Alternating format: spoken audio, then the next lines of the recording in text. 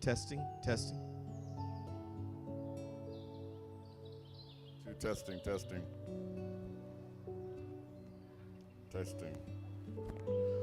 1, 2, 1, 2. Okay.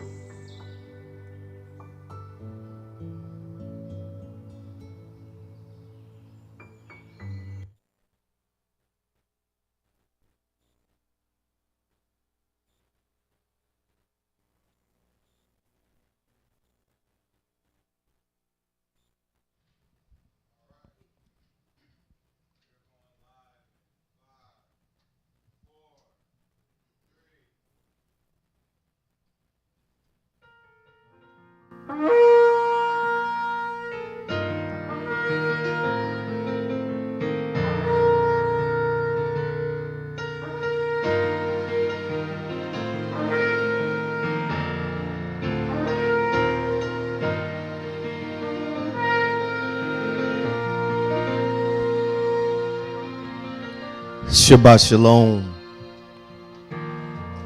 Baruch et Yahweh. Baruch et Yahweh HaMevorach. Baruch atah Yahweh HaMevorach le'elam wayet. Baruch atah Yahweh Eloheinu melech ha'alam. Asher bekar benu makol hamayim v'natan lanu ha-torah. That is to say, blessed be Yahweh. Blessed be Yahweh the Blessed One. Blessed be Yahweh the Blessed One for all eternity. Blessed are you, Yahweh, our Elohim, King of the universe, who selected us from all the peoples and gave us his Torah. Blessed are you, Yahweh, giver of the Torah, our King, our healer, our deliverer, our Savior, our provider, our sustainer, and the giver of life. Master, we come to you as being our El, asking you to forgive us of our sins, cleanse us of unrighteousness, that our prayers be not hindered this morning. Hear our prayers, O Master, and lend ear to our supplications, and turn not a deaf ear to our cries, and all those that are meditating today in your house, that have come out today on your set-apart day, that you said that we shall have a set-apart convocation, and we come in obedience to you, Master, and we thank you for all things. Thank you for life, health, and strength, food, clothing, and shelter, knowledge, wisdom, and understanding. We thank you that you have showed us your truth and that you have brought us out of idolatry. We thank you, Master, for all things, that you have sustained us, that you have healed us, that you are continuing to heal, that you are providing for our children, and that you carry them throughout the highways and byways and brought them home safely to us this entire week. We ask that you would continue to go with us, Master. We ask that you would look upon us today with favor. Speak kind words towards us, O King, because we know that your word shall not come back void, but it shall accomplish those things and that you send it out to do. So we ask that you would speak kindly towards us. Show us favor, Master, and have mercy upon us. The mercies that you renew daily, Master, continue to renew them. Because we are feeble creatures, Master, but we do recognize that you are our El and we are Israel. And you said that your eyes are always upon your people. So we ask that you would continue to guide us, continue to deliver us. Master, we ask that you would look upon our service today, Master, and that you would accept our adoration of you, accept our praises today, O King, because we do love you, Master. In all things we give thanks. This is our prayer.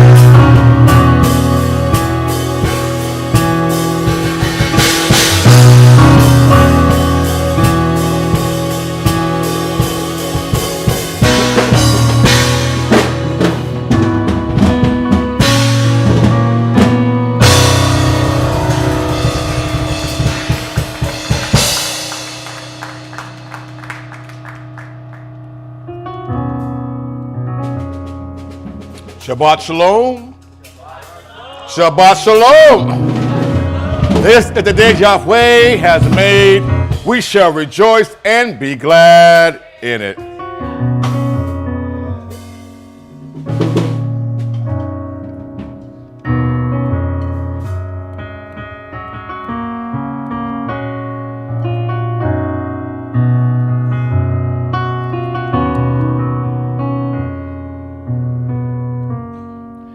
You are the potter, I am the clay.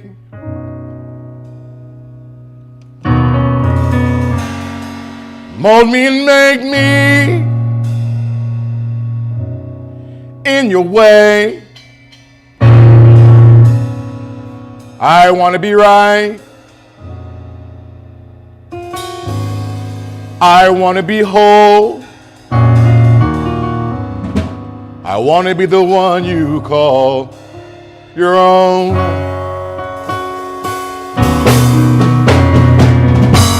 You are the potter, I am the clay. Mold me and make me in your way. I want to be right. I want to be whole. Wanna be the one you call your own. You are the healer that healeth me. Hey. You're my provider. You provide for me. I give you my heart. I give you my soul. I wanna be the one you call your own. So take me, Yahweh, and wrap me in your arms. Take me, Yahweh, and whisper words of love. Take me, Yahweh, I want to be in your will, Yahweh. I want to be the one.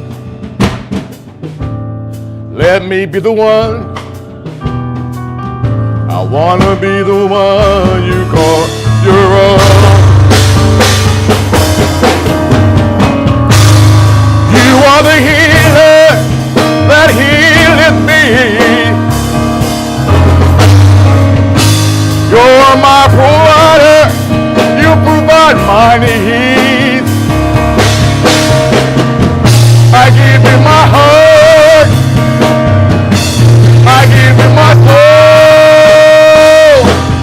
I want to be the one you call your own. Come on. So take me, Yahweh. Wrap me in your arms. Take me, Yahweh. Whisper words of love. Hey, take me, Yahweh. Want to be in your will, Yahweh. Let me be the one. I want to be the one. Wanna be the one you call your own. Hey, hey. Let me be the one. I wanna be the one. I wanna be the one you call your own.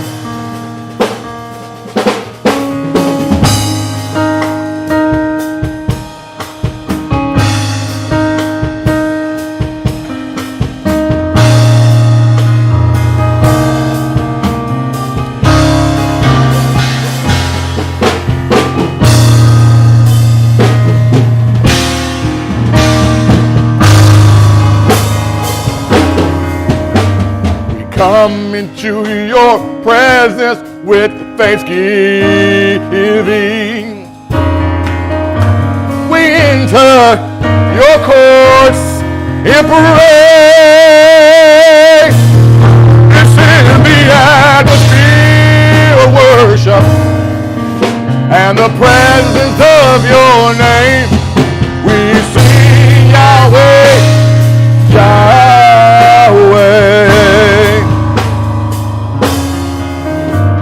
We come into your presence with thanksgiving. We enter your courts in praise. It's in the atmosphere of worship and the presence of your name. We sing Yahweh, Yahweh, Yahweh. There is love in your name, Yahweh. There is peace in your name, Yahweh. Everything that you are, yeah, it's in your name.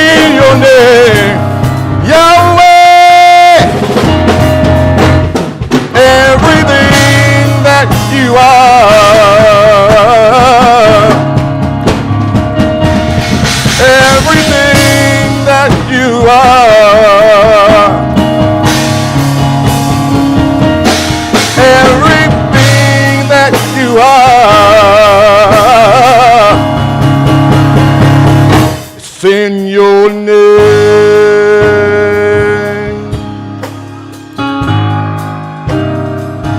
it's in your name.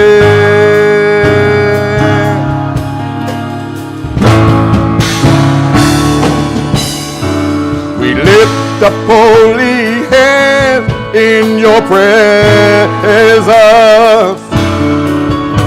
We bow before your throne in praise. Atmosphere of worship and the presence of your name. We sing Yahweh, Yahweh, Yahweh. There is joy in your name, Yahweh. There is victory in your name, Yahweh. Everything that you are, everything that you are, everything that you are, yeah, it's in your name.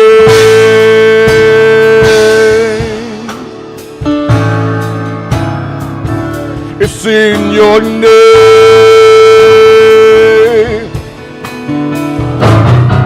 Come on. It's in your name, Yahweh. Yahweh is in your name, Yahweh. It's in your name, Yahweh.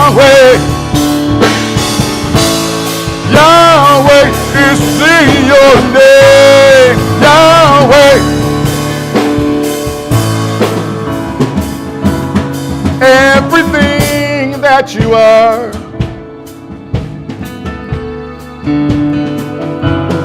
Everything that you are.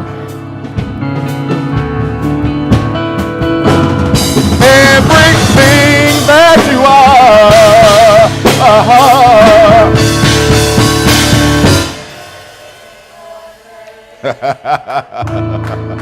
That's right. That's right. This last song that I'm going to do, I have been singing. I don't know about some of you, but every now and then I just get into one of these singing modes, and it's usually in my car. And the reason why is that who knows that your car has good acoustics? Your car has excellent acoustics. So sometimes when you're in the car, I mean, you're killing it. I don't know what song you're listening to, but boy, I've seen people driving and they're just, everybody can be a rock star in the car. But it's mostly in the car on my way to work when I find myself in early worship. And I think it's because it's just a good start of the day, a good prayer. When your feet touch the ground, first thing you should do out of that bed is offer a prayer to Yahweh. Show some gratitude. Show some appreciation. See, one thing about being Hebrews, we learn one thing. We don't beg. But what I do is I give him adoration. I tell him how great he is, how beautiful he is. And I thank him for my protection and my healing. And just being able to touch the ground one more time on a day that's not promised to me. And most of all, I thank him for his grace and his mercy. For without it, we would be utterly destroyed. He is a Yah who protects. He's a Yah who heals. So I thank him every morning. And I say, Father, thank you for just letting me breathe. I thank you for my health and my strength. But most of all, I thank you for being my protector. I thank you for being the Yah in my life. For being the higher power. There is none like you. He is awesome and he is mighty.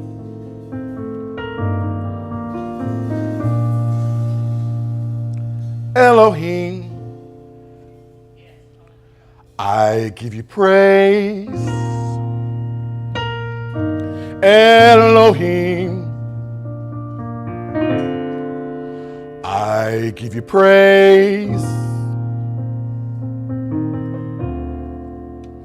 With my hands lifted up and my voice I sing, Elohim, I give you praise. Elohim, I give you praise. Elohim, I give you praise. Elohim, I give you praise.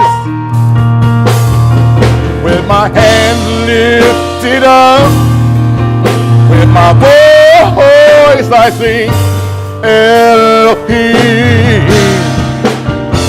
I give you praise. Elohim, I give you praise. Elohim, I give you praise. Elohim, I give you praise.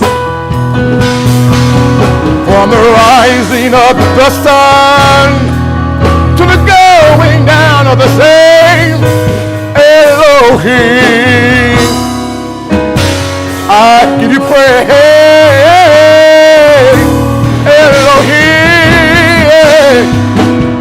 I give you praise. Oh, let your spirit fill my temple. You are worthy to be praised. Oh, let my voice sound with triumph. Oh, that you are worthy to be praised. Oh, let your spirit fill my temple. Oh, you are worthy to be praised. Yeah. Oh, let our voices sound.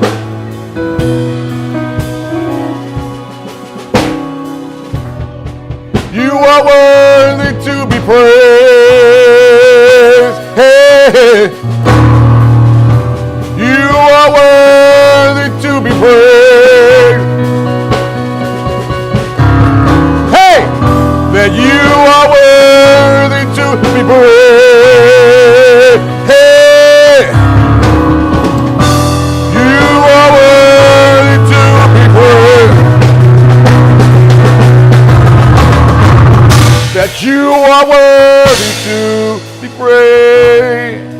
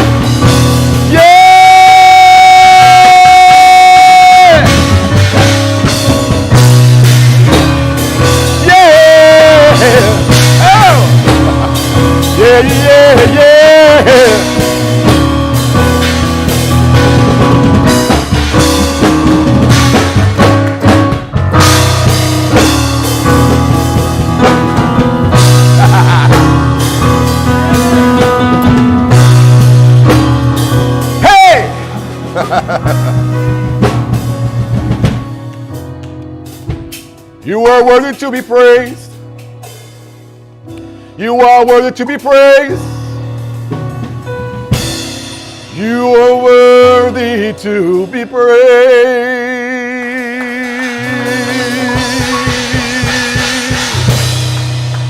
Shalom, shalom, shalom.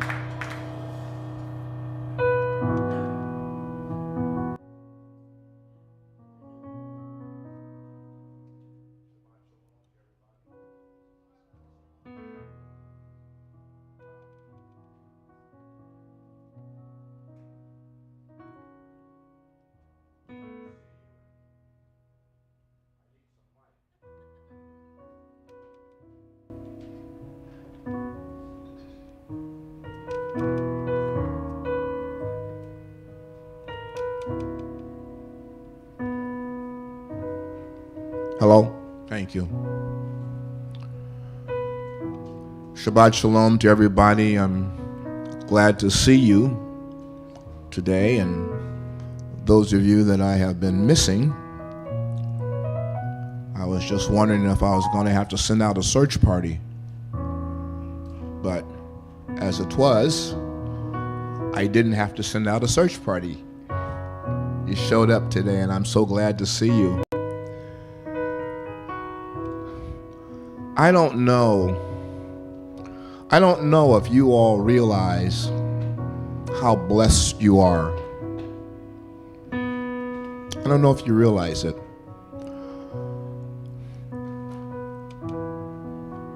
It's an interesting thing to go into a house that's completely idolatrous and speak things that are Hebraically and scripturally true. And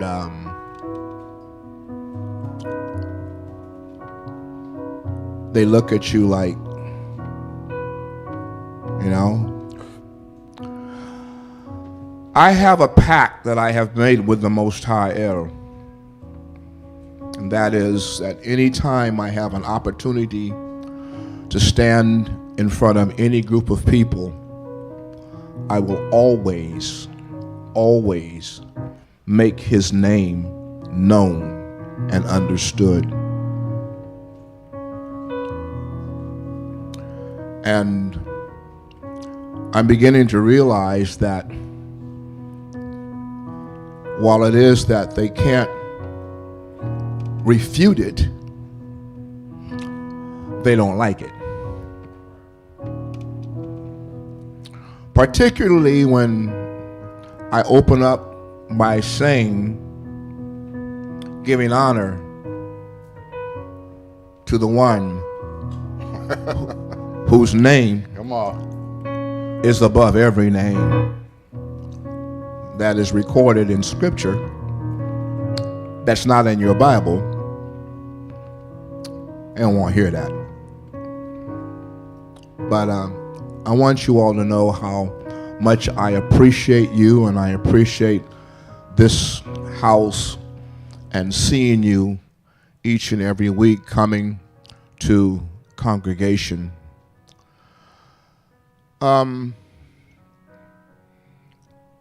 I don't know about the people who are online, how many new people we have online, but I know we have some new people here in congregation, and they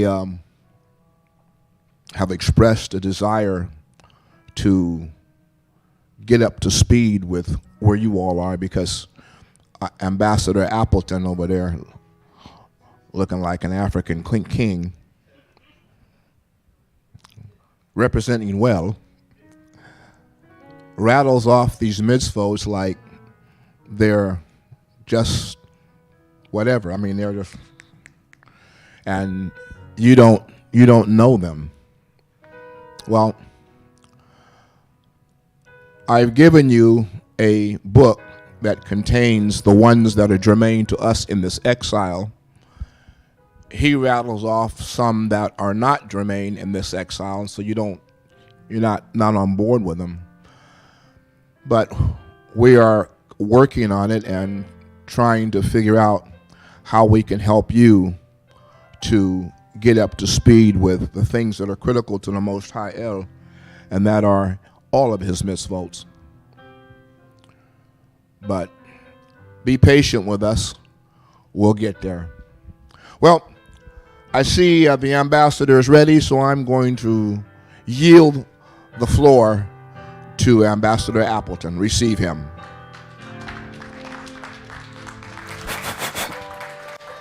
All right. Back one more again. All right. It is good to be here with you one more time in the house of the Most High with all of his people, the people that observe and reverence the mitzvot, who try to do them as much as we can. The Most High has allowed us to convene on this Shabbat to observe the mitzvot so we can be in compliance. See, now it's not like Sunday like it was before in the past, where we just kind of showed up out of obligation. You know? That was not placed in its proper place. All right? We're here to observe the mitzvot of the Most High, which require us to be here on the Shabbat. And by doing so, that shows our love towards the Most High. That we appreciate and value the importance of the teachings of the Most High. So, in doing so, I want to thank the beneficent, the Most High, Yahweh, who has allowed me to be here one more time with you. To the Honorable Kevin R. Holman, upon whom I take leadership from, Shabbat Shalom to you, sir. To the Honorable Robert B. Holman, Jr., my mentor and friend, the head rabbi of this house, head teacher, Shabbat Shalom to you, sir. Brother B, Ambassador B, who takes us and gets our minds pliable, ready to receive the things of worship and teaching. He does a wonderful job. You talk about how I'm trying to follow his lead with this African thing. Shabbat Shalom to you, sir. For those of you that are joining by way of the stream, Shabbat Shalom to you. We don't take it lightly. We understand that there's circumstances that may prevent you from being with a congregation, not a bunch of Hebristians or Christians, but with pure Hebrews. And because of your geographical location, that does not allow you to join in league with them. So Shabbat Shalom to you, whomever you are watching, wherever you are. To our descendants who are not here, which is our focus and goal. See, because we understand that the things that are germane to the Most High and the plan of the Most High will probably not happen in anybody's lifetime that's sitting here amongst us today. So, really our teachings is for the next generation that comes behind us and the generation after that they know the mitzvot of the Most High, when they have the testimony to say that they knew not anything of this thing called Christianity or Islam or Judaism or any of the other major ones. How many are there? They're like 83,000 versions, or how many of Christianity? So, with that, Shabbat Shalom to you, our descendants. Now, there's a group of individuals that is amongst me today. Thank you. I got somebody in the back that understands their importance and their value, that's with me here today in this place. We need to wake up our ancestors. We need the Most High and the Hashemayim to hear our cry. What does it say in text? It says, how blessed are you as a people that when you call upon the name of that He is near to you. So, are you ready to rumble? Okay. You ready to rumble? Let's rumble. Shabbat Shalom! Shabbat Shalom! All right. We're all together today. I feel kind of naked just up here for a second. I don't have my wedding ring on. Oh, my goodness. I do feel naked. Can somebody go in my bag and get it? That's important to me. My bag is sitting over there. I'm serious. I am going to continue our study today in 1 Shemuel chapters number 25, maybe in the front pouch, in the front. 1 Shemuel chapter number 25. Thank you so much. 1 Shemuel chapter number 25 and 1 Shemuel chapter number 26. We're going to get through these two particular chapters today. I want to make mention of something that is very pure and honest and organic about the Most High. That whole dissertation that your rabbi just gave about reading mitzvot and all that, he just took half of my stuff all away from me. So I don't really have to go through that. So we might be out of here kind of quick today. But let's continue on with our study in chapter number 25. Let's go over what's in chapter number 25. Now, we know that David, or soon to be Melech David, and Melech Shaul have this feud going on. And Melech Shaul has now kind of turned a new leaf. His spirit has kind of been pushed to the side a little bit, and now we're able to see him come through. But that evil spirit that was on him pursuing David subsided a little bit. And now they're kind of on good terms. All right? That's where we left off last time. All right? So, we are going to learn about somebody today. It's a very influential person. I shouldn't say in the life of Melech David, but I think she was influential in another person that we studied. Because anybody remember our study on Yehudit? Did you like the study on Yehudit? Do you remember what kind of woman she was? Now, that's right, she was no joke. She was what? Tell me what she was about. Come on. Class participation. Not everybody at one time. She observed the mitzvot. She was nothing to play around with. What's up? She's a widower. What else? She was very devout to her husband. She taught us how to, come on up. Matter of fact, you need to come on up here today. You know, I'm dead serious with you. You need to come on up here today because we're going to learn about somebody named Abigail today. She was wealthy. What else? See, if we can't come in here and have a good time, come on. What else? She what? She had a heart for what she did. Come on now. This woman, what she did was she carried a whole entire country on her back. Her and her handmaiden walked into danger, was able to use everything about her, seduced not only his eyes, but his mind. Pumped his head up so much that she took it off.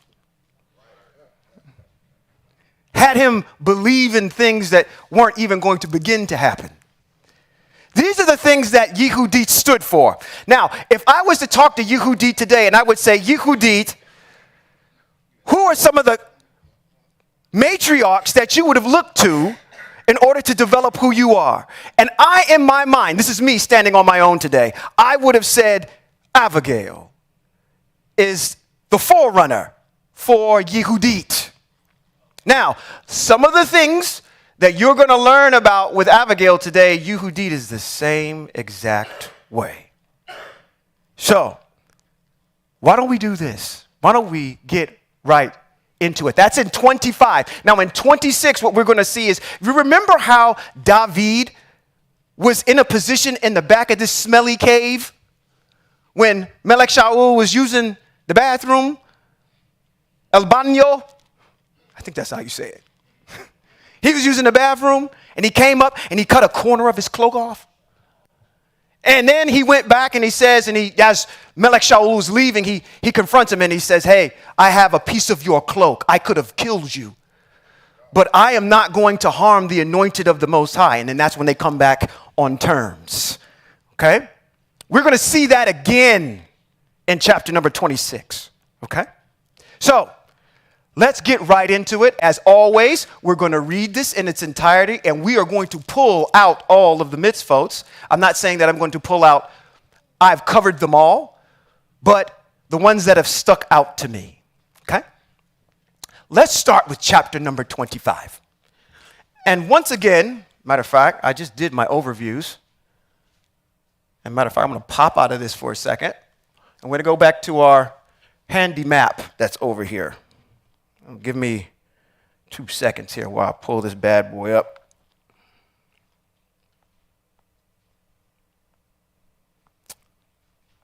Okay, here we go. 2, 1. There we go. Okay, let's go here. All right.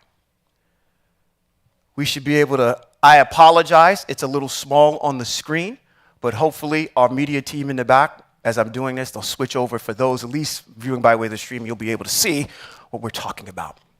Let's start with chapter number 25, and it reads, now I asked this a while ago, I said the question of the week was there was somebody quintessential in our Hebrew ancestry that was going to die, and this is the chapter that he dies in. Shemuel, upon which the books are titled. Originally, I believe in the Septuagint, when they were putting that together, this wasn't called 1 Samuel and 2 Samuel. It was actually called 1 Kings, 2 Kings, 3rd and 4th Kings. So here, and you got to realize that we saw very little of Shemuel in the book of Shemuel. Really, the conflict is between Melech David and Melech Shaul. I'm saying Melech David because that's what he's going to become. Shemuel died, and all of Israel assembled to mourn him and bury him at his home in Ramah. Now, Ramah in Israel is here.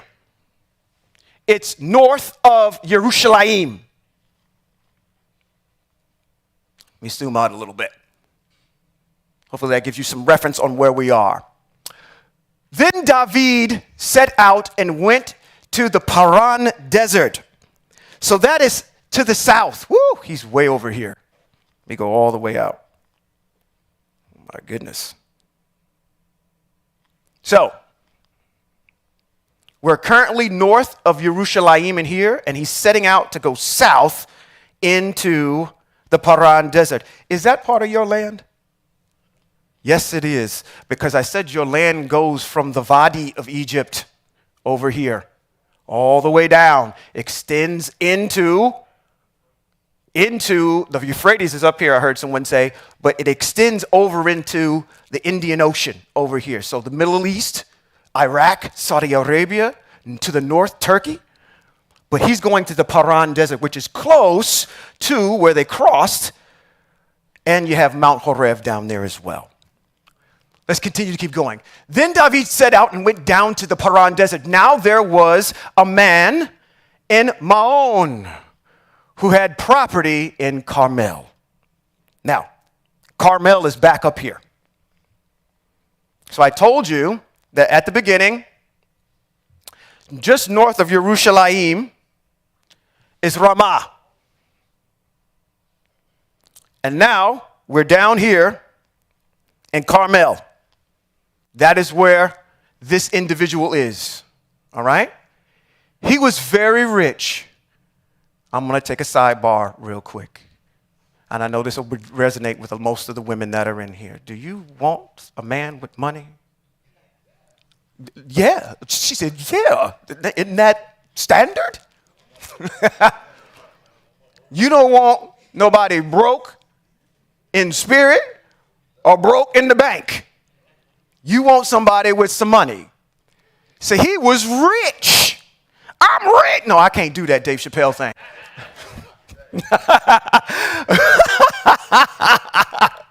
Having 3,000 sheep and 3,000 goats. He was shearing his sheep in Carmel. The man's wife.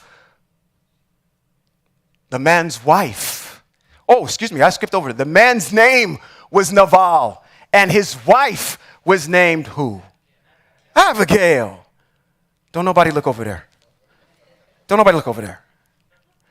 Her name was Abigail. The woman was what? Intelligent and attractive. What was Yehudit? And attractive. Okay? She was nothing. She wasn't a slouch. She was a 10 out of a 10. But I don't want to harp on the fact that, okay, ladies, your looks will get you in the door, but everything else about you will keep you in the room. You can show me all you want to. All that's going to do is get you in the door. But what keeps you in the room is what's inside. The woman was intelligent. What's inside? What is that? That intel thing, what's inside? She knew the mitzvot. This is a righteous woman we're talking about. She was intelligent and attractive, but the man was surly and mean in his actions. Surly is this person, it's like this boorish person. He's a brute. He doesn't really, everything he does is just kind of too heavy-handed. He's a brute of a man. He's not really eloquent at all. So we have a diametrically opposed type of situation going on here. It says he belonged to the clan of Caleb, which makes him from the tribe of what? Now, there were two individuals that were sent. Matter of fact, there were 12 of them that went. 10 of them came back with an evil report. 2 came back with a good report. One of them was Caleb, and the other one was, and they were both from the tribe of Yehuda. Very good. So, we know that from this, Abigail is part of the tribe of Yehuda. Okay. Which is the same tribe as that guy that's highlighted there, David. So they're both kinsmen. So David, there in the desert, heard that Nabal was shearing sheep. David sent off 10, okay, thank you, it was cut off. 10 young men with these orders: go up to Nabal and Carmel and bring him greetings from me. Say, long life and shalom, or peace. To you, shalom to your household, and peace, or shalom, to everything that is yours. I've heard that you now have shearers, but you're going to find out that I provided for you. You now have shearers. Your shepherds were with us for a while. We did them no harm, and they found nothing missing all the time they were there, all the time they were in Carmel. There's a mitzvot that's buried in there. Okay? It's going to come up later on because we're going to see a motivation behind David. All right? I'm going to show it to you. These are, wow.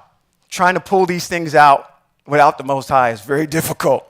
But there is a mitzvot that is embedded in that. Ask your own men. They'll tell you, therefore, receive my men favorably. Since we have come on this festive day, please give what you can to your servants and to your son David. Now, everybody understand what happened? So while David is out, some of this Naval's shearers are being protected by David and his men. While they were tending to the sheep, they found no sheep missing. Nothing was taken from them. Stealing. Mitzvah. Come on. All right? There's another one that's in there. I'm going to get to it. So that's what the situation is. And he's coming to him now saying, receive these men of mine. It says, on arrival, David's men said all these things to Nabal and in David's name. When they had finished, Nabal answered David's servants. Now, let's see how this boorish brute of a man answers the question, or answers these individuals who present this information to him. He said, who is David? Who is this son of Yeshai? Right off the bat, he told on himself. When did we say that this was the son of Yeshai? He's lying. He knows good and well who David is. Okay? There's nothing in that narrative that says he's talking about Yeshai. Who is the son of Yeshai? There are many servants nowadays running away from their masters. Am I supposed to take my bread and water and my meat that I've slaughtered for my shearers and give it to the men coming from who knows where? So he's asking him a simple question. He's like, hey, listen. He's kind of playing him off, too, at the same time. He knows who David is, but he's saying, am I just supposed to just any willy-nilly Joe Schmo that just comes off the street and he asks me for food and bread for a bunch of men, I'm just supposed to just do it just because they say so? Who is this David? So David's men turned around, went back, and came and told him everything Nabal had said. David said to his men, get the Desert Eagle, get your Glocks, get the strap. David said to his men, buckle your swords on, all of you. So we know what our intention is, that we might have to get down. We may have to go into the Garden of Gethsemane and cut off ears. No, y'all missed that. Y'all don't read the New Testament?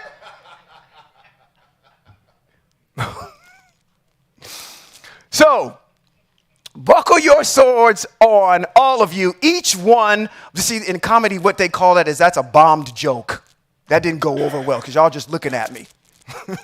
Buckle your swords on, all of you. Each one buckled on his sword. David too. And there went up after David about 400 men. Now, I don't know if anybody in this room even has the ability to understand what that's like. See, you watch movies, and at the end of the movie, you might have, the SWAT team might show up. You know, at the proverbial part at the end of the movie where the resolution happens, and then you see finally the police show up, at the end? Are there 400 of them? No.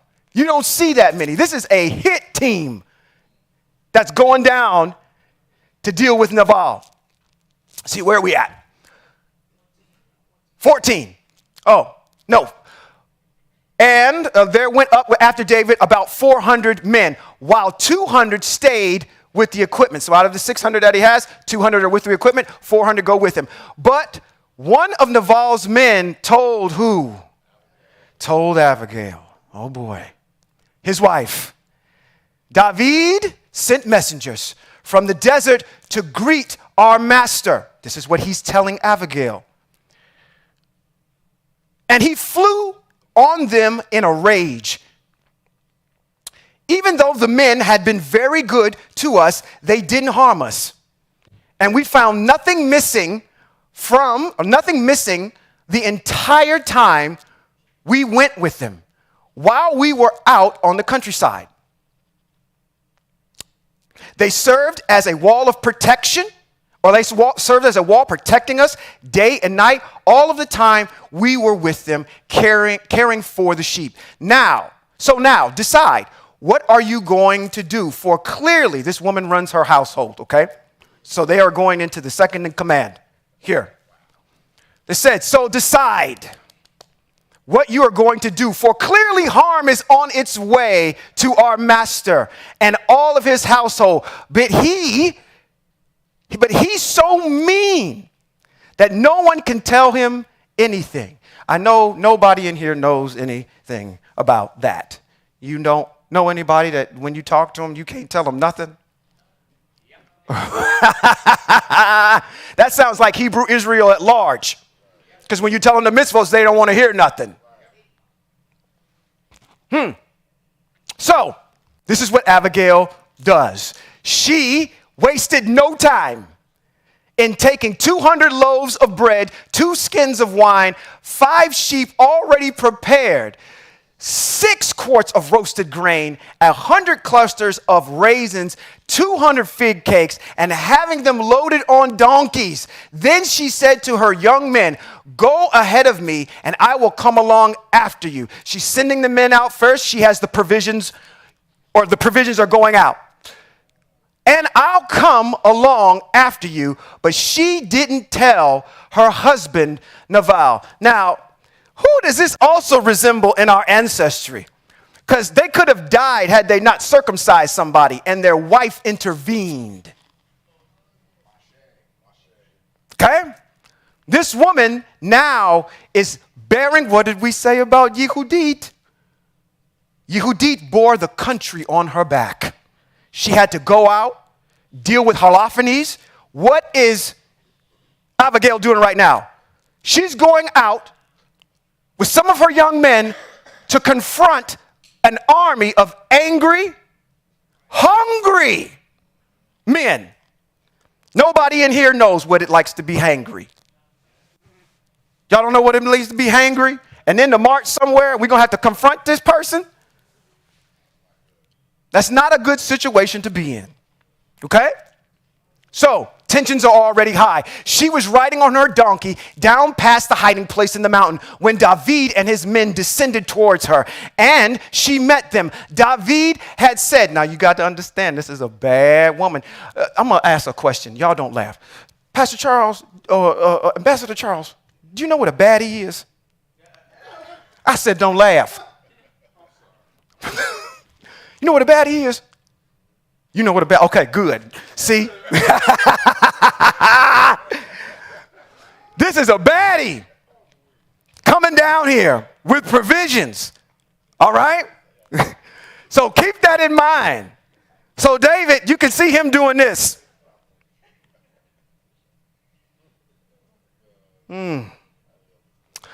David.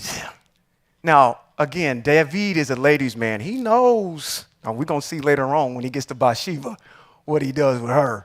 But David had said, what a waste it has been guarding everything this fellow has in the desert, so that nothing of his was missing.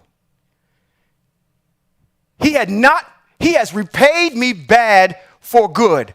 Let's take a pause for a minute. I'm going to start pulling out some mitzvot right now, but we're going to first take a pit stop over into, now you got to follow me, Ambassador Harless. I'm going to go to Proverbs, okay, chapter 17. And we're going to start at 1. Now, the Proverbs were written by David's son, which is Shlomo. I just gave away my thunder when I said that. I messed that all up. Shlomo writes the majority of the Proverbs. The psalmist is David, his father. So we can somewhat assume that some of this wisdom that we're talking about here in 17 is being passed down from his daddy.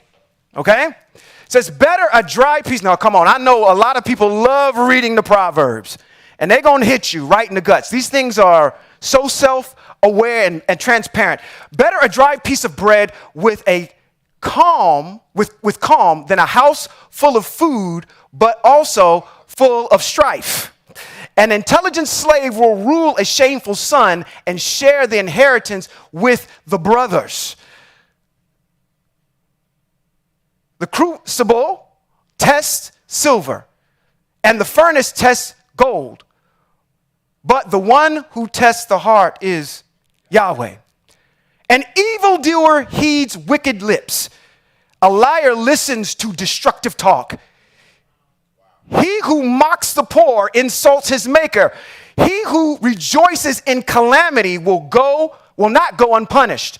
Grandchildren are the crown of the age, while the glory of children is their ancestors. Fine speech is becoming to a boor. Naval's name means boar. And you're going to find that out later on when Abigail addresses David in her response. She says, fine speech is becoming of a boor. It's unbecoming of a boor. Thank you. And even less lying lips to a leader. A bribe works like a charm in the view of him who gives it. Whenever it turns, it succeeds. He who conceals an offense promotes love, but he who harps on it can separate even close friends.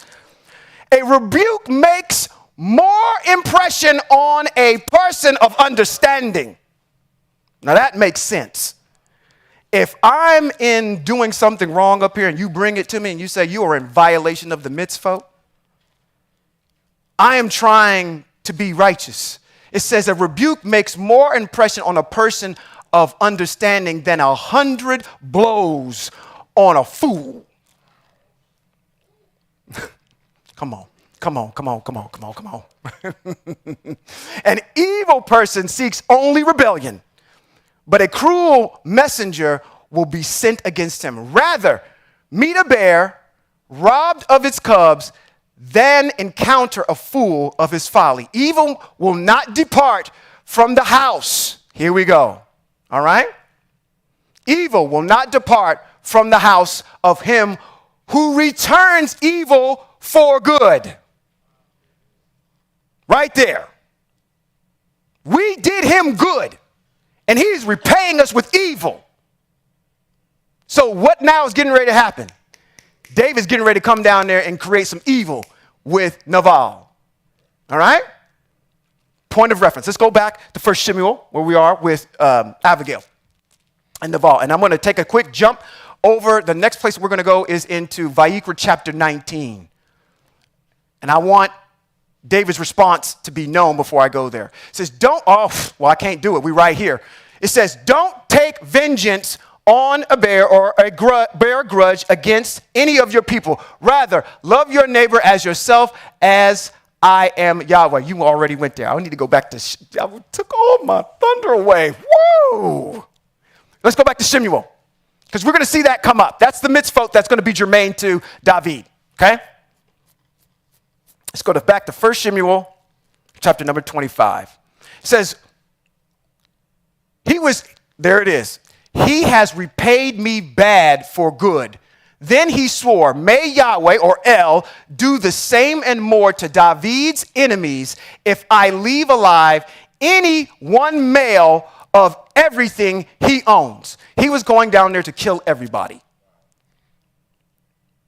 When Abigail saw David, she hurried to dismount from her donkey, fell on her face in front of David and bowed down to the ground. This is the same thing that Yehudit does when she meets, or like in kind, when she meets Holofernes.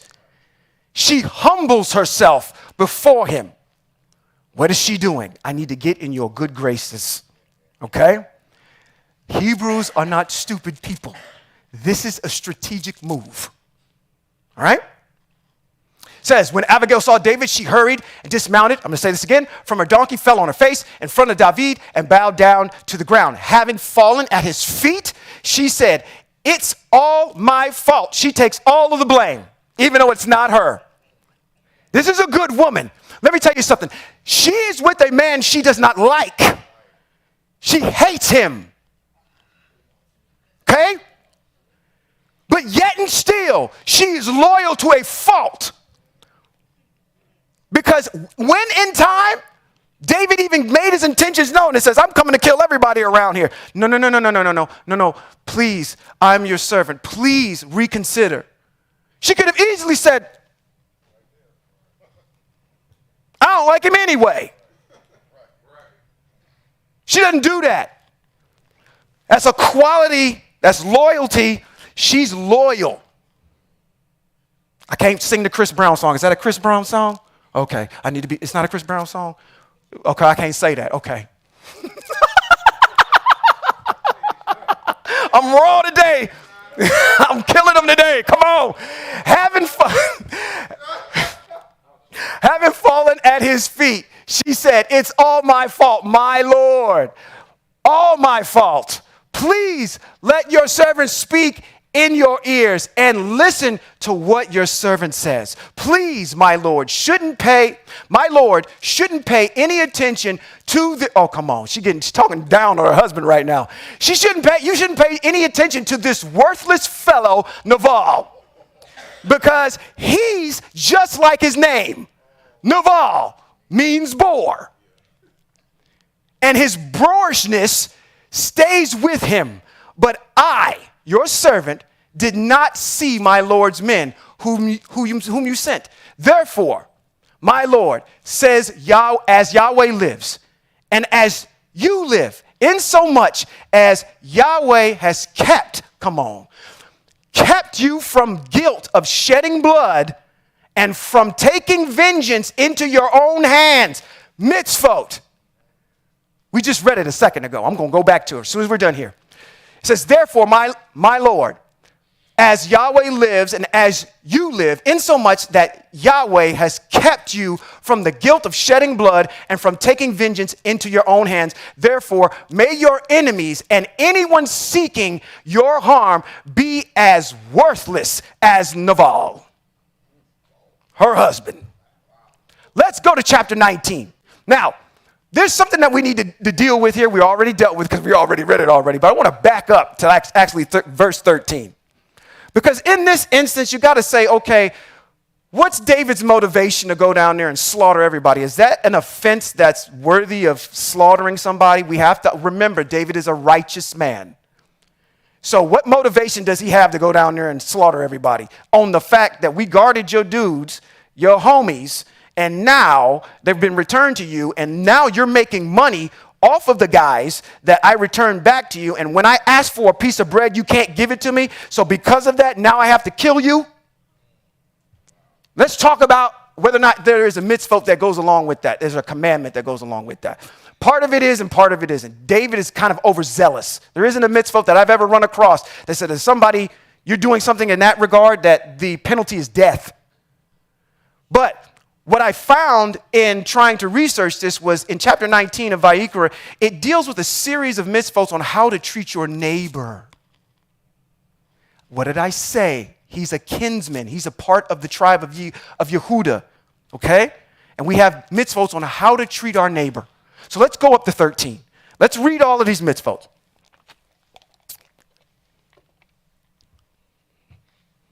13. Where am I? I can't even see 13. I can see 14. Okay, let's start at 14. 14 is good. Okay, under the auspices and category of dealing with our neighbor. Do not speak a curse. and this is good because we need to teach and learn the mitzvot. Do not speak a curse against a deaf person or place an obstacle in the way of the blind person.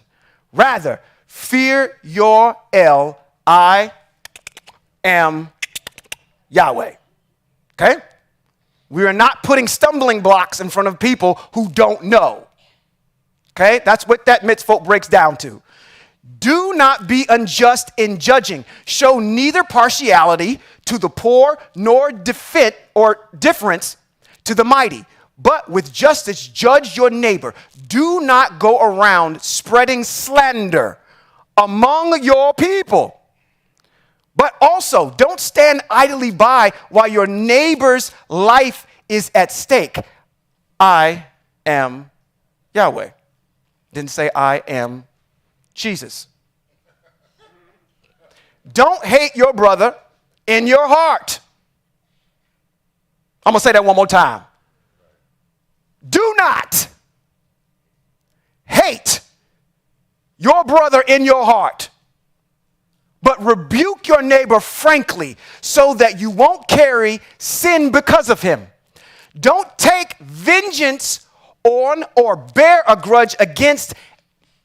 I'm going to read this slow because now I'm quoting Christ. Don't take vengeance on or bear a grudge against any of your people. Rather, love your neighbor as yourself. When somebody says, oh, we're reading this portion, I don't know, maybe it's in Matthew, I don't know where it is, but what is the greatest commandment, Jesus? Love. A lot of people say love your neighbor as you love yourself. That's not what he says. He actually says love Yahweh. He says that first. So I'll give him kudos for that. But then he totally butchers it after that because he doesn't give you the full scope or context, which, that's what Christianity does. It won't give you the full scope or context of what something is. So it only gives you half of it. What does that mean? Love your neighbor as you love yourself. It deals with the instance of revenge. Okay? David's getting ready to go down to do something. Abigail steps in to cut this off. Let's keep going. Let's see if we got any more on this. Oh, wait a minute. We just read this one. This is probably just ends it off right here, just dealing with this. It says, observe my regulations, period. Let me put a pin in it right there. Observe my regulations. Hebrews. Okay? All right? So these are mitzvot that are dealing with your neighbor. You did me evil. I want revenge. David's getting ready to seek revenge. He shouldn't do that because the Most High is going to deal with it. All right? And the Most High does. But Abigail had to step in. And I think it's under the advent of the Most High that she does that in order to help out her future husband. Let's go back to 1 Samuel chapter 25.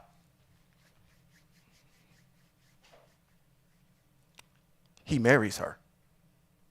Okay, never mind. I guess that didn't resonate with nobody. Meanwhile, let this present, which your servant has brought to my Lord, be given to the men in my Lord's service.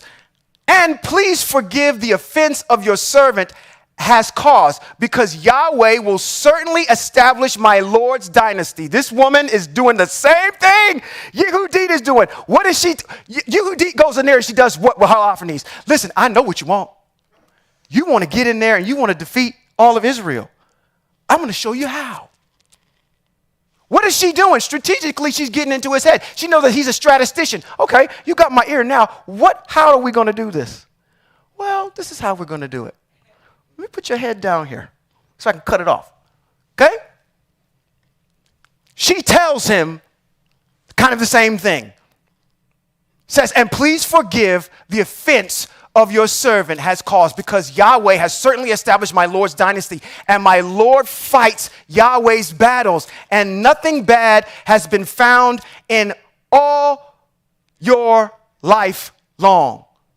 Men, is this fruit or candy to your ears? Ambassador Charles, did I say that she was a baddie? I think we're forgetting that. This is a baddie that's mitzvot heavy, and she's talking to this man in his ear. She has all of his attention.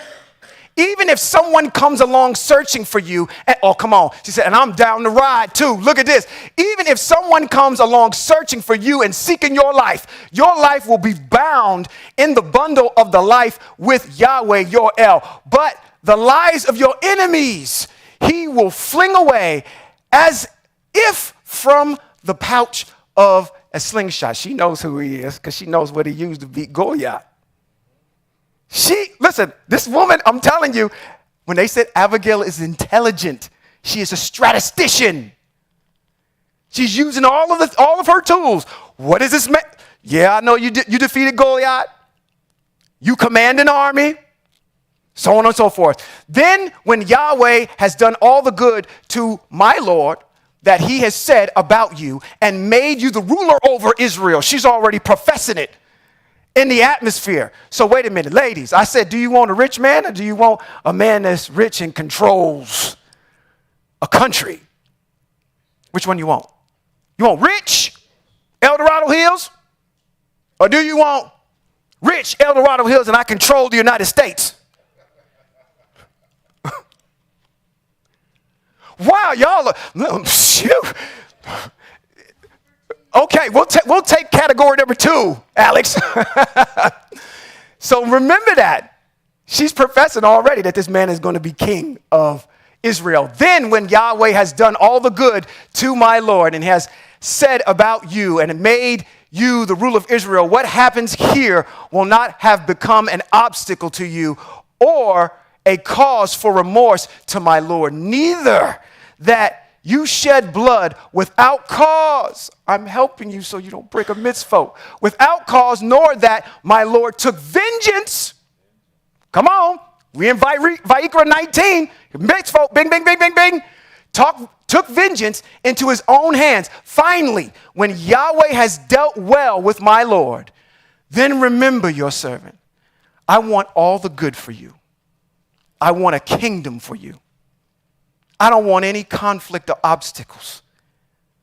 I don't want any of that. I want no problems. Just remember me when you become king. She didn't want nothing else. Let me tell you something. I'm sorry, ladies, but we have to deal with some of y'all that are gold diggers. All right? We got to deal with that. All right? Because some of y'all would have been in there and been like, oh, okay. No. What I need to get from you is I need that Maserati in the front.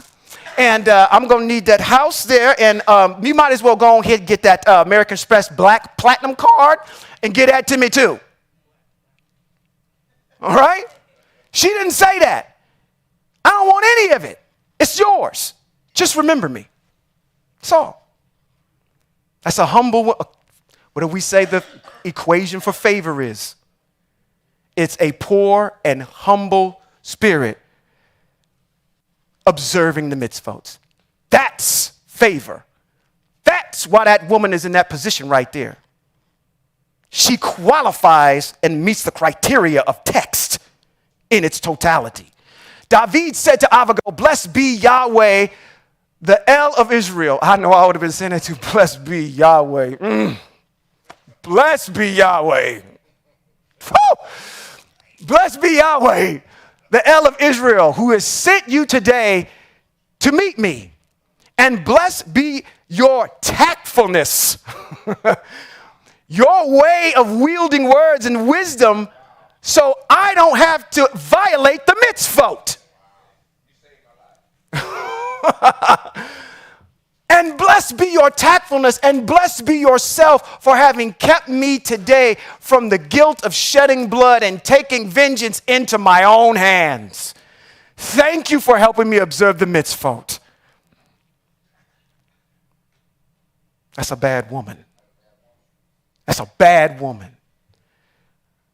For as Yahweh, the El of Israel lives, who has kept me from harming you, if you hadn't rushed to meet me, not even one male would have been left to Nabal by morning. So David received from her what she had brought him. Then she said to her, go up in peace, shalom, to your home. I have listened to what you have said and granted your request. I won't kill anybody. Abigail came to Nabal. Now let's see how she deals with her husband, because she got to deal with him. Abigail came to Nabal. There he was in his house, holding a feast fit for a king. This is a smack in the face, okay? I'm asking you for food and provisions, and you're over here having a party. You didn't even bring out the red cups for us. You didn't even grant us that. Okay? He was in high spirits because he was very drunk. So she told him nothing, whatever, until the next morning. In the morning, when he was sober and his wife told him what had happened, he had a stroke and became as motionless as stone. Is anybody in here familiar with anybody who's had a stroke? Does it cause paralysis? Okay. He was struck motionless as a stone. Some 10 days later, Yahweh struck Nabal and he died. See, this is the fulfillment of a mitzvah. That meant that Yahweh got involved and took vengeance instead of David. And we are in compliance with the mitzvah. When David had heard that Nabal was dead, he said, "Blessed be Adonai." And I would have said the same thing too. I got me a fine widow that just came available. All your misfolks on widows should come straight out. All right? You see, when we go through this as Hebrews, the mitzvot and the motivation are the foundation on how people move. If you don't know them, then you just read on. Oh, okay. Blessed be Adonai, Blessed be Yahweh for having taken my side in the matter of Nabal's insult and having prevented his servant from doing anything bad. On the contrary, Yahweh has caused Nabal's bad deeds to return on his own head. Then David sent a messenger that he wanted to make. She ain't been a widow for 10 days, and here we go. David sent a messenger, said he wanted to make Abigail his own wife. When David's servant reached Abigail in Carmel, they said to her, come on, wait a minute, hold on. We're going, as we get done with this portion of it, I'm going to go over all the mitzvot that deal with widows. It says, then David sent the messenger that he wanted to make Abigail his own wife. Then when David's servant reached Abigail in Carmel, they said to her, David, now listen, come on, we got to listen to how we set up the marriage, okay? And the marriage have three components. You have the invitation. Families need to be involved because that's part of the mitzvah. And then there's the consummation. There's three pieces to this, all right? So if you are in a position where you've made the invitation and the family accepted and consummation has happened, you may already be married.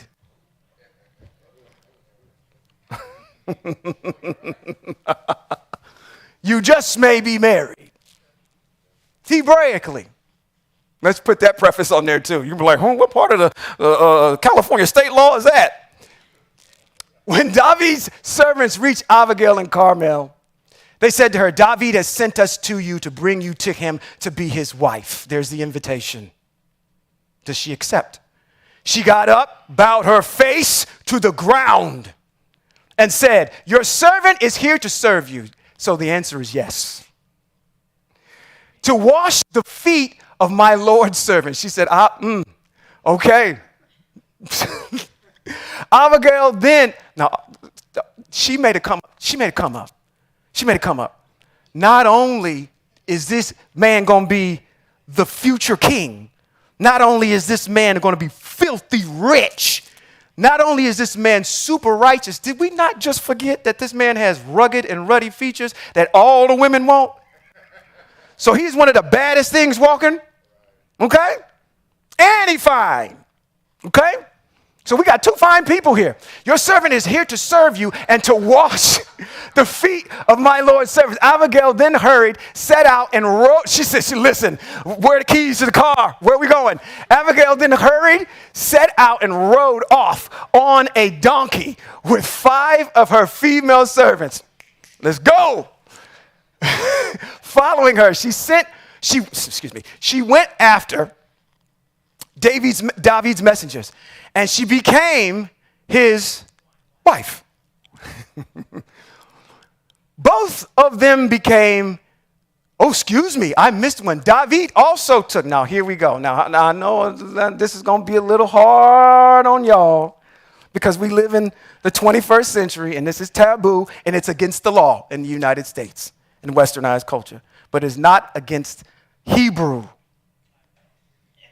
And I know I'm going to get some folks like, anytime you get to this, you always want to emphasize it. David also took who? Achaniam of Yisrael. Both of them became his wives. Is David already married? Yeah, who is he married to? Shaul's daughter, whose name is Michal. She's the one that went to bat for him when he was on the run. When he took the javelin, he tried to kill him. He ran. He went home, and then she went and got that idol, put it in the bed, and let him get out the window so he could escape. She's the one, Michal is the one that's in love with David. Now, what you're going to find out right here is this is where Shaul is starting just to go so sideways, it's time for him to go. This is what he does. He says, meanwhile, Shaul had given Michal, his daughter, David's wife, to Palti, the son of Laish, who came to Galim. Now, we got an issue here. Remember I said that, okay. See, I hear him already in the back. I heard the word divorce. When did he give her a get? He didn't give her a get. And what right is it the father, after the marriage has happened, to take his daughter and give it to somebody else? That's against the mitzvah. What you just did was you just put your daughter in harm's way, made her violate the mitzvahs and become all of these mitzvahs now about what? Bing, bing, bing, bing, bing, adultery. Just pop all the way out. Both of y'all are going to be dead. You see 2 dead people right there, Palti and Michal. The people from Ziph went to Shaul. Now, this is 26. Now, that's the ends our issue here with David. Now, he has 3 wives, but one of his wives has been given away now. So, just wrapping up with this issue of Abigail before we get back into this feud again with David and Melech Shaul. We see these qualities of a Yehudit and her forerunner being Abigail, a very intelligent, smart woman who wound up, because of her faithfulness to the mitzvot. I want to make this germane and print this in everybody's head. The reason why this woman has favor is because she knows the equation and she stuck to the code. She stuck to the chair. She stuck to the fact that I have to observe the mitzvot. Even though I have this brutish man that's over me, I still will not violate the mitzvot. And because of that, the Most High rewarded her at the end. Doesn't matter what situation you're in. You stick to the mitzvot. You let the Most High handle the rest. Period. Chapter number 26. The people from Ziph went to Shaul in Givah and said, David is hiding himself in the Haklah Hills. I keep saying Haklah Hills like that's El Dorado Hills. I want to put an S on the back of that so bad. Haklah Hill, across from Yishmon. Now, we went over that last time. That's right up in this particular area over here. For speed, I'm going to keep moving. Then Shaul set out and went down to the Ziph desert with 3,000 men chosen from Israel. So this is all the tribes. He picked the Green Berets and all these individuals, these Navy SEALs, to go down with him, 3,000 of them to go get, and that's pejorative. Okay, hopefully you guys understand who he's taking with him. Men chosen from Israel to search for David in the Ziph desert. Shaul pitched camp on the Haklah hill across from Yishmon. Near the road, David was staying in the desert, and he saw that Shaul was coming into the desert after him. So David dispatched spies and determined that Shaul had definitely come. David sent out and went to where Shaul had pitched his camp. He saw where Shaul and Abner. Who is Abner? Abner is related to him. He's like his cousin. And he's his military leader. So we're talking about Melech Shaul and his military leader. That would be saying like Nebuchadnezzar and his military leader Holofernes. Okay? So that's who Abner is. The son of Ner, the commander, it says it right there. The commander of his army. We're sleeping. I get so excited when I get to start talking about the text, and the text explains itself. That's why it's so easy to do. Shaul was lying. Excuse me. Yeah, Shaul was lying. Thank you, y'all. Y'all with me. Y'all ain't sleep? Good. I got to take a real quick sidebar real quick. My kids, I love them to death, to life. I should say that. I learned how to say that from my wife. I love them to life. And my kids told me, they said, Dad, you need to talk longer. And I said, why do I need to talk longer? He said, because we're sleeping. The longer you talk, the more we can sleep. They're going to be like, now everybody just look back there like, I didn't say that. What was you talking about? Shaul was lying inside the barricade with the troops asleep all around him. David said to Ahimelech, the Hittite. Now this is different from the Ahimelech that we saw that got killed, obviously, that was the Kohanim in previous chapters. So this is Ahimelech the Hittite and Avishai, the son of Zeruiah, Yoav's brother. I want you to remember Yoav. Yoav is going to become David's commander of his army when he assumes the throne. He's going to come back up. Who will go down with me to Shaul in the camp? Who's ready to ride? Shaul's down there. Okay?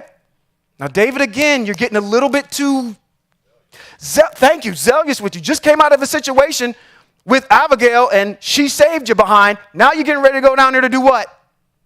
Kill him? No, you just professed out of your mouth a couple of chapters ago that you're not going to hurt the anointed of the Most High. So what do you plan on doing when you're going down there? So I'm questioning David right now on what he's thinking.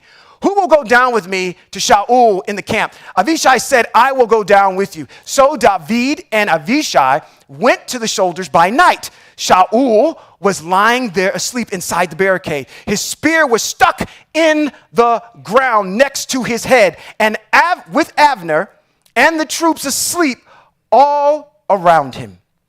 Avishai said to David, El has handed your enemy over to you today. So now, please, let's pin him to the ground with just one stroke of the spear. I won't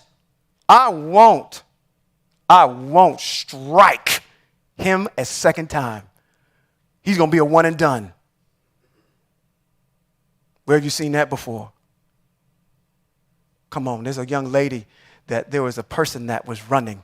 Sisera, he was a commander of an army. He went in and he says, give me milk, give me water, or give me something. And she gives him milk. He lays down. She puts a blanket over him and puts a spike through his temple. Pow! I will not strike twice. But David said to Avishai, don't destroy him. This is what we're talking about. Avishai, but don't destroy him. Nobody can raise a hand against Yahweh's anointed without becoming guilty. David then added, as Yahweh lives, Yahweh will strike him down, or the day will come for him to die, or he will go down to battle and be swept away. Yahweh forbid that I should raise my hand against Yahweh's anointed. That's in the Psalms. You can go read it. Psalms 105. All right? Touch not my. And do, oh, come on, this there. But now, we'll take a spear by his head and the jug of water and get out of here. So David took the spear and the jug of water from Shaul's head and got away. Nobody saw, nobody knew about it, and no one awoke because they were all asleep. From whom? A deep sleep from Yahweh had fallen on them. David crossed to the other side and climbed to the top of the distant ridge, leaving a considerable space between them. Then David called out to the troops and Abner, the son of Ner. Abner, aren't you going to answer? So he's going up on this hill. He's taunting him now. Get up. Aren't you going to answer? Abner answered, who are you calling to the king? David said to Abner, aren't you the brave one? Now you want to talk? That's what you want to do now. You want to talk. Which is there in Israel compared to you? So why haven't you kept watch over your Lord the king? If you so cold-blooded, why was I able to come in there? He's getting ready to ask him. So why haven't you kept watch over your Lord the king? Someone came in to kill the king, your Lord. It's not good what you have done. You're a worthless commander, so you shouldn't even be talking to me right now. Go get me the king. As Yahweh lives, you deserve to die because you didn't keep watch over your Lord. Yahweh anointed. Where are we at? And now, see where the king's spear is and the jug of water that was next to his head. Shaul recognized David's voice and said, is that your voice, my son, David? That's Shaul. Now again, like I had said before when I did my dissertation last time, I think this is Shaul, really Shaul. We're seeing him come out now, all right? That evil spirit is kind of subsiding a little bit. So he's addressing him. It is my voice, my Lord, my Lord King, as he continued. Why is my Lord chasing his servant? We just made a pact that we were okay with each other. We were cool. What have I done? What evil am I planning? Please now, may my Lord the king hear what his servant is saying. If it is Yahweh who stirred you up against me, let him receive an offering. But if them before Yahweh, because, I missed that. Excuse me. Let him receive the offering. But if it's human beings, so if this is men that are telling you to do this, if it's Yahweh, that's fine. But if these are men that are telling you to do this, human beings, then a curse on them before Yahweh. Because as things stand today, they have driven me out so that I can no longer share in Yahweh's inheritance. There's a mitzvah. Boom. They said, go and serve other gods. Now, don't let my blood fall on the ground away from the presence of Yahweh. The king of Israel has gone out in search of a single flea, as if he were hunting partridge in the mountains. Then Shaul said, I've sinned. Here we see this spirit coming up again. Come back, my son David. I won't harm you any longer because you have regarded my life as precious today. Yes, I have behaved like a fool. I was altogether in the wrong. David answered, here is the king's spear. Send one of the men over to bring it back. Yahweh will give every person a reward suited to his uprightness and faithfulness. Yahweh put you in my power today, but I would not raise my hand against Yahweh's anointed. Look, just as I've put great value on your life today, so may Yahweh, your life today, so may my life be given great value by Yahweh. May he deliver me from every kind of trouble. Shaul answered David, blessings on you, my son David. No question that you will accomplish everything you set out to do, which is to be king later on. David went his way and Shaul returned to his place. 27. But David said to himself, one day Shaul will sweep me away. And that is what we will pick up next time with chapters number 27 and 28. Okay? Again, what are we doing? We're simply just walking through the text, picking out the mitzvot, seeing what we can glean from them, have a better foundation and understanding, have a better foundation of our history and an understanding of our ancestors and how they behaved. Okay? They give us clear examples on how we are to be righteous in the eyes of the Most High. Hopefully you got something out of this today. I am excited to come back one more time as I am opening up for our headliner next month, which will be the Honorable Robert B. Holman Jr. in the Gregorian month of February. Now, while I'm there, I want to continue to make a comment and make sure you put this in the forefront of your mind. The first week in February, the new calendars will be coming out. So the calendars will be going for $35 a piece. Make sure you go to when they come out. Make sure you go to the website, order you one up. Even if you're in here today, I need your email address in there so I can put you in my database on the website, okay? And get some for your friends. Put them up. And so when people come to your cubicle and they can ask, what are those second numbers on that calendar? What do they mean? And then you have an opportunity to say something about what your honorable teacher said earlier today. When I have an opportunity to speak about Yahweh, I will. You gave me this position to be in, to flourish, and I will make sure I will promote your name everywhere I go. Let me bless you. Yivarekaka Yahweh v'yishmareka Yael Yahweh panav eleka v'kuneka Yisa Yahweh panav eleka v'yasam leka shalom, which simply means in English, may Yahweh bless you and keep you. May Yahweh make his face to shine on you and show you his formula, his favor. May Yahweh lift up his face towards you and give you shalom until next time. Thank you.